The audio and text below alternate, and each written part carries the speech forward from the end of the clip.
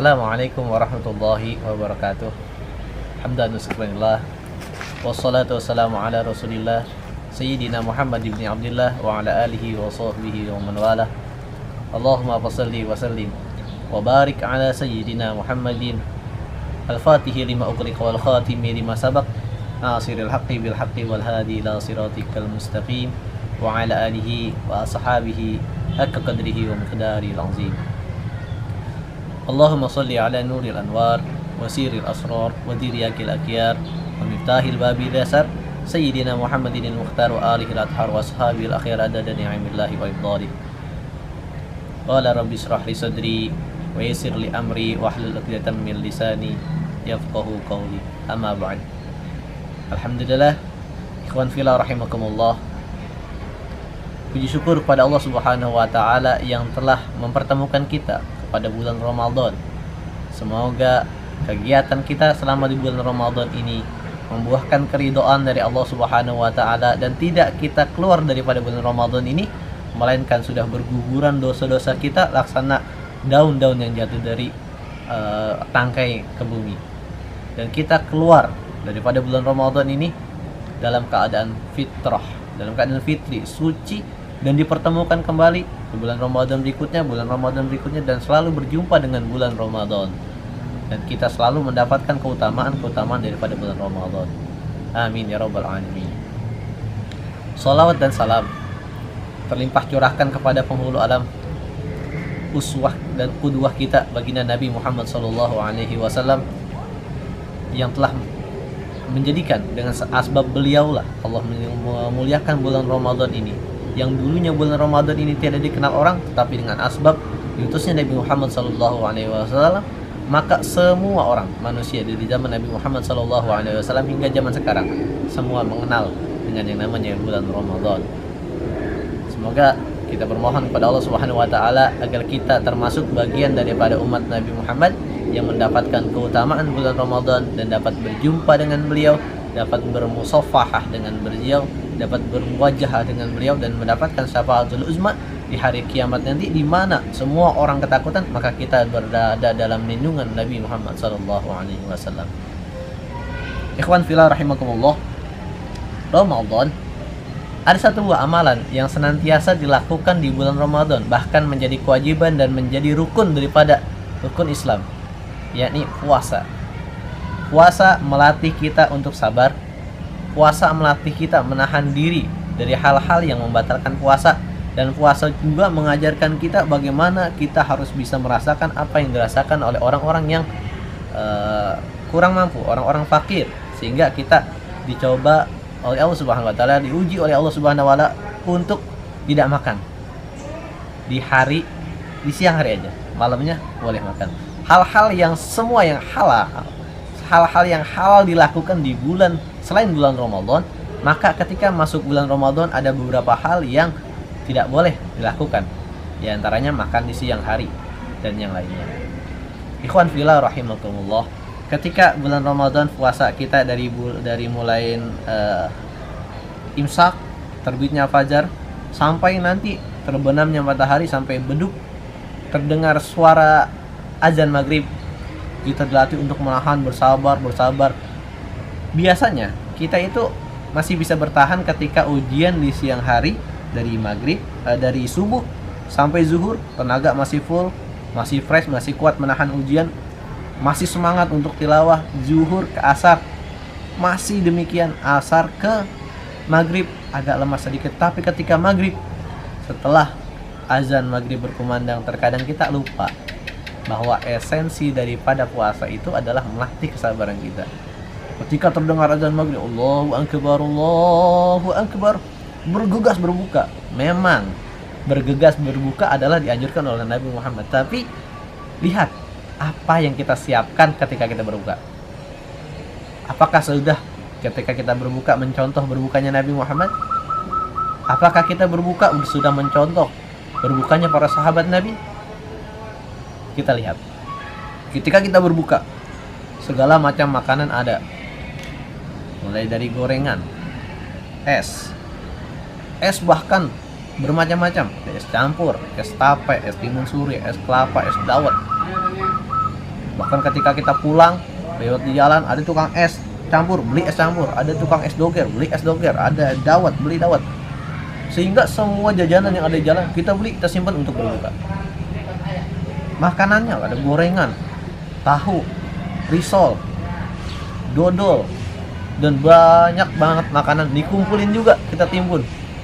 Padahal ketika berbuka yang kita makan cuma sedikit. Bahkan ada yang memaksakan diri makan ini, makan itu, makan ini, makan itu, sehingga perutnya merasa bengkak, kekenyangan, ibadahnya menjadi malas. Ikhwan fillah rahimakumullah sallallahu. Ikhwan fillah rahimakumullah. Nabi Muhammad SAW itu ketika buka gimana? Apakah ketika Nabi Muhammad berbuka itu dengan begitu banyak makanan? La. Kana Rasulullah sallallahu alaihi wasallam yuftiru ala rutubati qabla an yusalliya. Fa illam takun rutubatun fa ala tamaratin. Fa illam takun hasawatin min ma'in. Adalah Nabi Muhammad sallallahu alaihi wasallam yuftiru beliau sallallahu alaihi wasallam berbuka ala rutobatin, dengan rutob kurma yang masih muda. Pak qabla an yusalli, sebelum Nabi Muhammad sallallahu alaihi wasallam salat. Maka sebelum Nabi Muhammad salat maghrib, beliau sallallahu alaihi wasallam itu berbuka dengan rutob, kurma yang masih muda. Fa illam takun, apabila Nabi sallallahu alaihi wasallam tidak mendapatkan rutob, fa ala tamaratin, maka Nabi Muhammad sallallahu alaihi wasallam berbuka dengan kurma. Fa illam takun hasawatin min ma'in, apabila tidak ada kurma, maka Nabi Muhammad berbuka hanya dengan air putih. Itulah cara berbuka Nabi Muhammad sallallahu alaihi wasallam. Jadi Nabi Muhammad berbuka hanya dengan rutob, 3 butir rutob. Kalau nggak ada, rutob dicari-cari nggak dapat, harganya mahal, mau nyari ribet, udah keburu azan maghrib, ganti. Nabi Muhammad buka dengan kurma. Aduh, nyari kurma susah juga, udah muter-muter nggak dapat. Maka Nabi Muhammad SAW berbuka dengan air putih.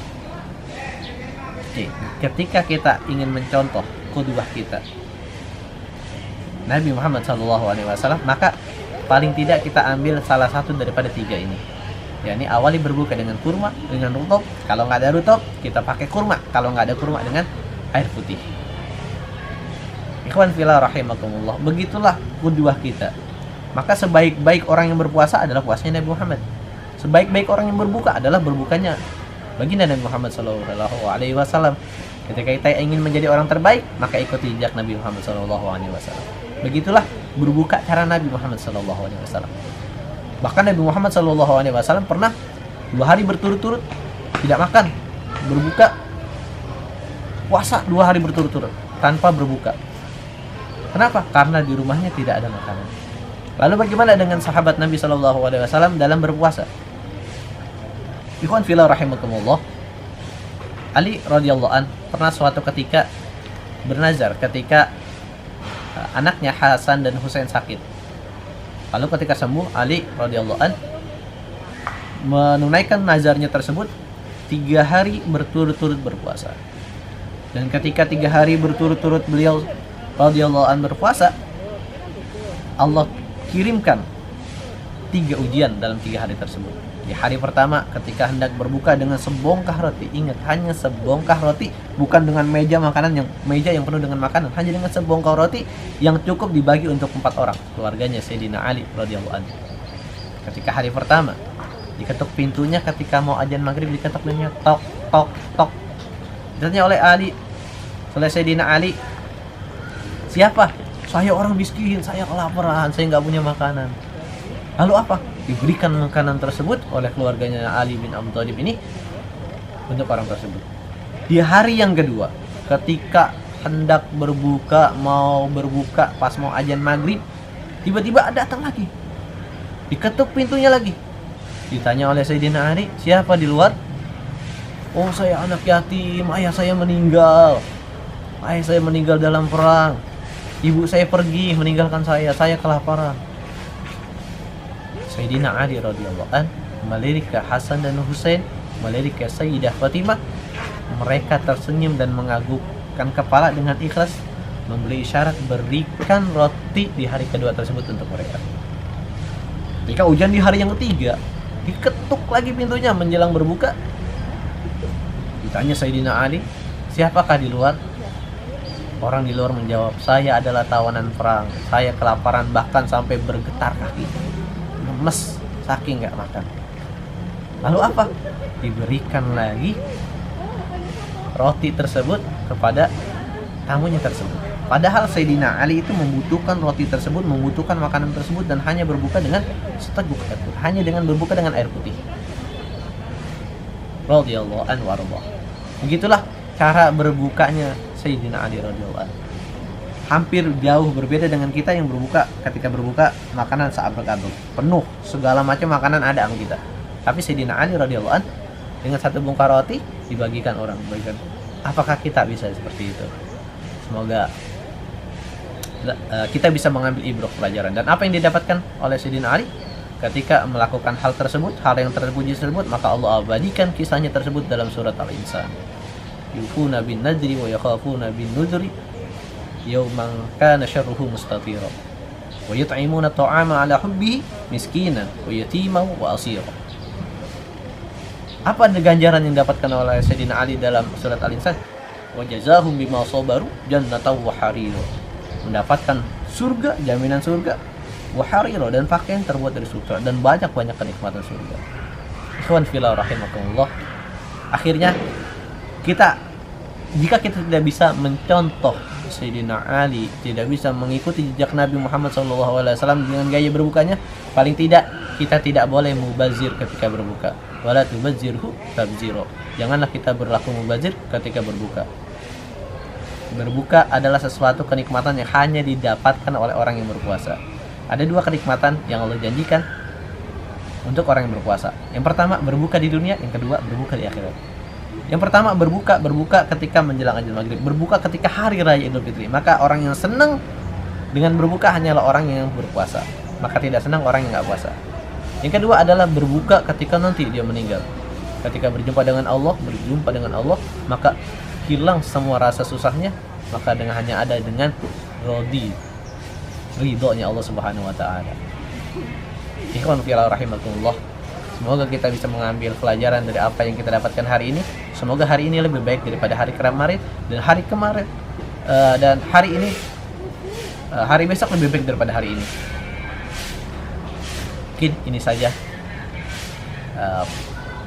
hikmah pelajaran yang bisa mungkin nanti kita petik, ambil pelajaran di hari ini.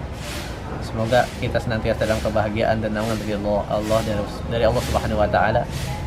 Kurang lebihnya dari Al-Fakir, mohon maaf. Hada wal afwu minkum. Wassalamualaikum warahmatullahi wabarakatuh.